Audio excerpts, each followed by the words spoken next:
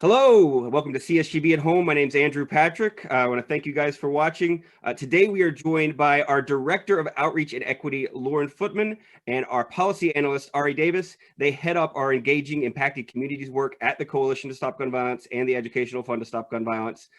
Thank you guys for taking the time to chat with me on a Friday. Hope you're doing well.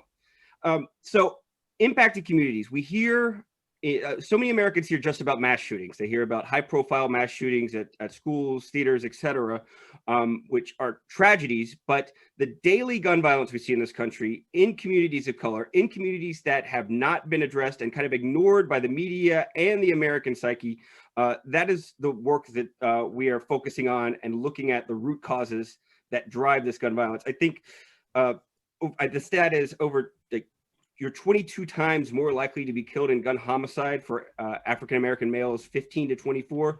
That's devastating. It's not being addressed, and it's being ignored by politicians and activists in this area. Lauren, can you speak a little bit about this work and what CSGV is doing to make a difference in this area? Yes, and thank you for the invitation and for having Ari and I. So when we talk about impacted communities, oftentimes we are talking about communities of color who are disproportionately impacted by daily gun violence. And so a big part of the work that we do here at the Coalition is thinking about how we can ensure that the communities that are most impacted, number one, are amplified and centered in our work. But also making sure that these same communities are a part of the policy-making process. And so a lot of the work that we do as it relates to impacted communities is ensuring that our communities are empowered with evidence-based information, adequate data and research, and then also given the tools and resources to actually engage in the policy-making process, because we recognize as a part of our engaging impacted communities work and as a part of a core tenet of our equity work, that it is not our role or our space to be making decisions for communities, but understanding that they have the autonomy and ability to really create and define safety for themselves and work to create that change that they wish to see in their communities. And we're simply a resource and a vessel to assist where we can. And so, as you said, Andrew, it's very important that we start as a movement collectively to ensure that these communities are not only represented when we were talking specifically about community violence, but all types of violence, whether it's suicide prevention, whether it's domestic violence, understanding that there are unique needs and unique resources that are also needed for these same communities when we were talking about those other types of gun violence as well. But as you said, a core opportunity for us moving forward is to ensure that these communities are included, not just considered, but included from all aspects of the policymaking process. And Ari, you've done a lot of work on this. Can you talk a little bit about violence interrupter programs, how they work, and why they're so important to addressing this epidemic of homicide in these communities? Sure, yeah. And thanks for having us, Andrew. This is a great opportunity to chat with you. So I think when we're thinking about community gun violence, we have to address the underlying factors, right? So the root causes, which is inequality, poverty, structural racism, and a whole host of factors that lead to violence.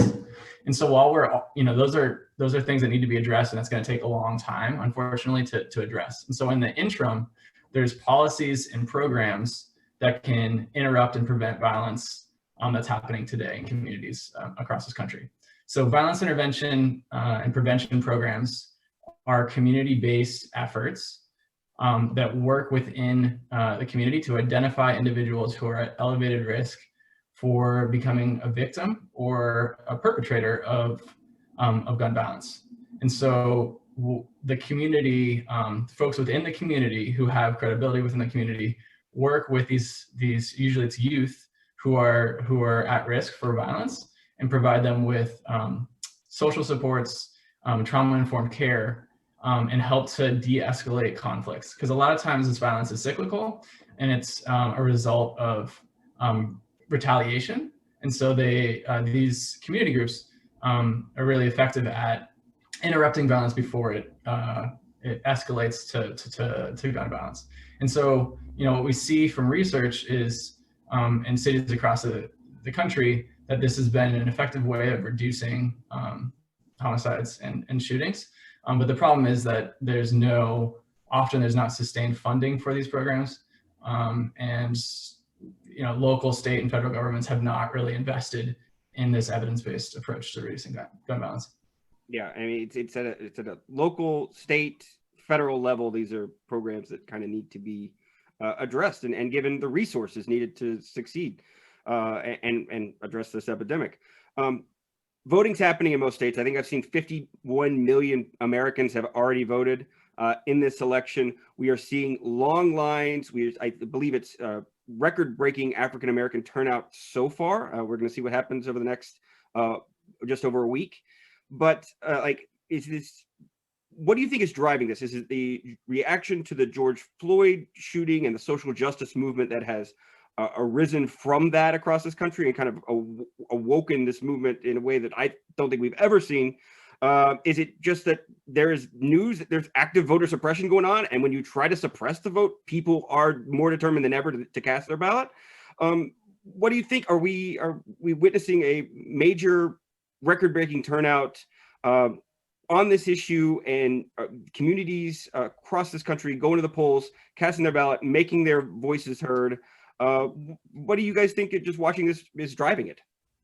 So I think, Andrew, it's a lot of different factors for a lot of communities. And I think some of the factors that you named, I would just say all of the above. I think in the last 4 years, communities saw, I think it was almost this time 4 years ago when we said, what do African Americans have to lose if under a Trump presidency? And I think we have a lot to lose.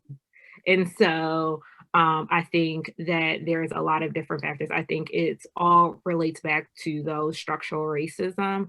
And so we have seen that through the killing of George Floyd, if we've seen it through the disproportionate impact of COVID-19 on these same communities that we're saying are disproportionately already impacted by violence. It's the structural racism that often perpetuates these feelings or in these realities of injustice that these communities are dealing with. So to your question, I think that people recognize that elections are an essential part to foster the communities that we wish to see. And so it relates back a lot to the work that we do, even in our work with impacted communities, recognizing if we want to see change and not just incidental change, but we want to see structural change, we need to be involved at all levels of government, and which includes being active, not only active voters, but educated voters and informed voters. So I think that what we are seeing is people recognizing the power of their vote and recognizing in order to address some of the changes that they wish to see, that they have to be active. And I think that unfortunately, people need some extreme events to happen to really open their eyes. And I think whether we're seeing the violence that is being perpetuated and ignited by the president, and or whether we're just seeing interpersonal interactions with people that are very racialized, I think that people have reached a boiling point. And I think post George Floyd, it was like the straw that broke the camel's back, so to speak. And I think it really erupted this need for communities to take control back of their communities and define their own realities, which starts with voting. And Ari, what do you think if the election goes the way of Biden and a Democratic Senate, what issues do you want to see brought up in Congress from the White House, driven by the White House, to address this? Yeah, so I think from the root causes aspect, I think the Biden administration is committed to really tackling systemic inequities, ensuring that everyone has access to healthcare, that people are not having to work 2 jobs to take care of their families, and have a $15 minimum wage. So I think those things that the Biden administration has committed to will address some of the root causes in the long term. But I'm also excited that the Biden administration has expressed interest in funding community-based violence prevention and intervention programs. In Biden's gun violence prevention proposal, he suggested that he would be interested in funding those programs over 8 years with, I think it's $900 million.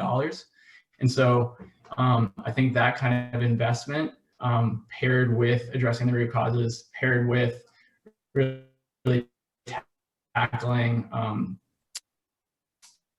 police brutality impact at reducing gun violence.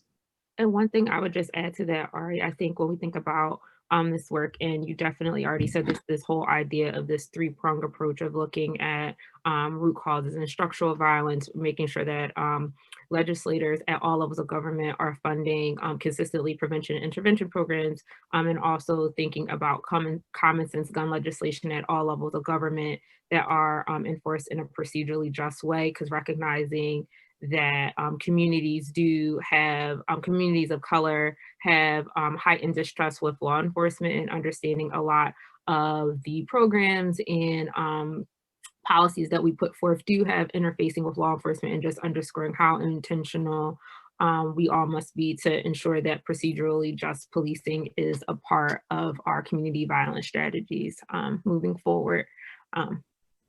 Absolutely. I mean, that, and I think that requires, buy-in from and change at the local level, but the precursor to that is having a president that is committed to police reform and really addressing some of these structural racism that is embedded within our criminal justice system. So excited about a potential Biden presidency. So. Yeah.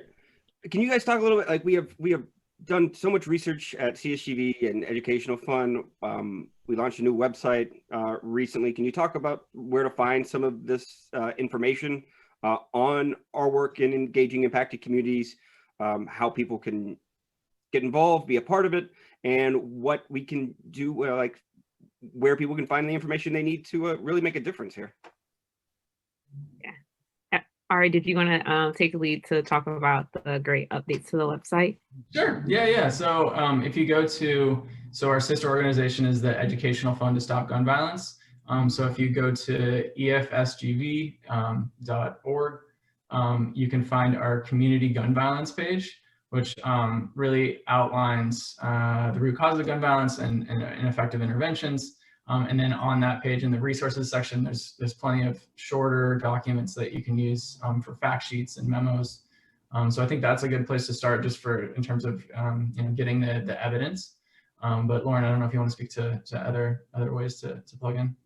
Yeah, absolutely. And one of the great things, Ari's being very modest, he just drafted a police legitimacy fact sheet. And so that's also up on the website, and just thinking through how important it is that we're continuing to take a step back even ourselves and think about how we can continue to do this work, and making sure that communities feel safe and supported in this work. But other ways that people can definitely get involved outside of using us as a resource for information is that we have community advocacy networks across the country, and look for ways to empower communities with trainings and also different events. And so a great way to stay connected to our work, of course, is to follow us on both social media accounts, but also if people would like to learn more about our advocacy efforts, they can always email van@efsgv.org. That email goes directly to us, and so we can definitely see where you're located and keep you plugged in. And again, it's van@efsgv.org. Awesome. Hey guys, this work is so important. Thank you for joining me and talking about it. I'll see you later. Thanks for being here. Thanks, Andrew. Thanks, Ari.